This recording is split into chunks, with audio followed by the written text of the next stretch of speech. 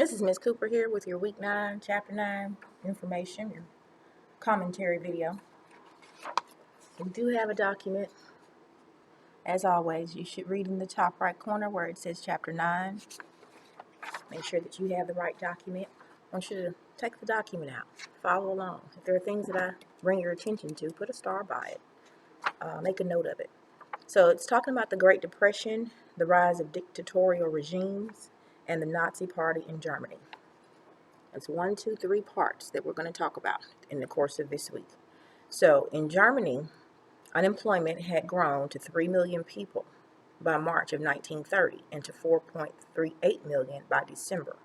The Depression paved the way for fear and the rise of extremist parties. That's in Germany, okay? Keep that in mind, extremist parties. France suffered economic instability in 1932 that had political effects.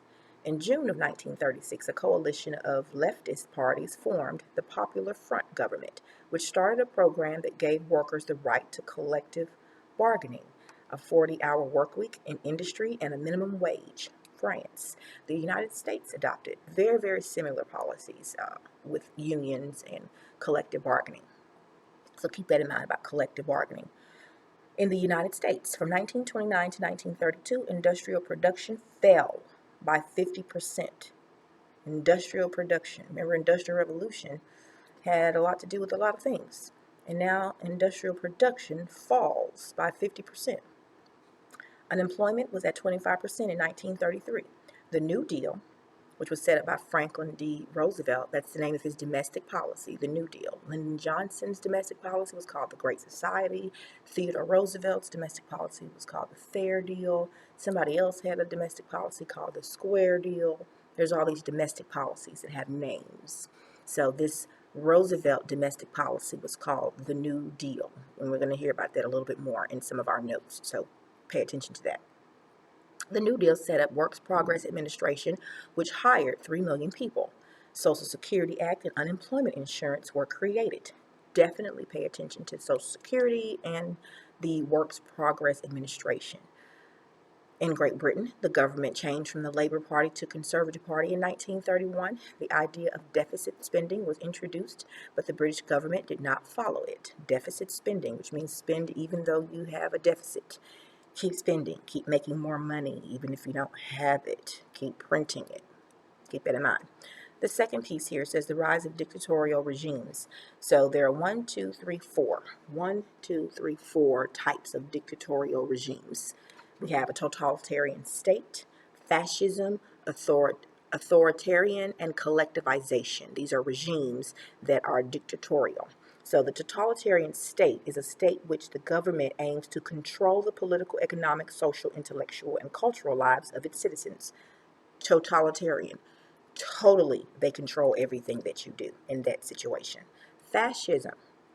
A political philosophy that glorifies the state above the individual. That glorifies the state above the individual by emphasizing the need for a strong central government led by a dictatorial ruler. Dictatorial ruler. Okay, keep that in mind. Dictator. Authoritarian. Favoring or enforcing strict obedience to authority, especially that of the government, at the expense of personal freedom. So, you might not like what the government is doing, but if you say something against the government, then they consider you the enemy of the state. Collectivization. A system in which private farms are eliminated and peasants work land owned by the government, because the government just takes the land that was once owned by private citizens. Collectivization. The last part here is the Nazi Party in Germany. They used mass demonstrations and spectacles to make the German people an instrument of Hitler's policies. They used instruments of terror such as the secret police, criminal police, concentration camps, execution squads, and death camps.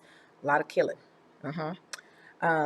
They were anti-feminist and believed that women were best suited to be wives and mothers. That was it. They reflected a strong anti-Semitic beliefs of Adolf Hitler announcing new anti-Semitic laws at Nuremberg in 1935, which were just like the Jim Crow laws that came out in the 1860s during the period that was called Reconstruction, when the South was supposed to be reconstructed, but Reconstruction was a failure. So the black laws or Jim Crow laws became the thing in the United States, specifically in the southern United States. The Nuremberg laws were fashioned in the exact same manner, and they were putting them in place for Jews in Germany.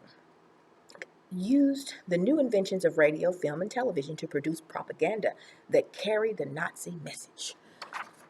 So, this is your commentary video for Week 9, Chapter 9. Please follow all the instructions, and thank you for being here today.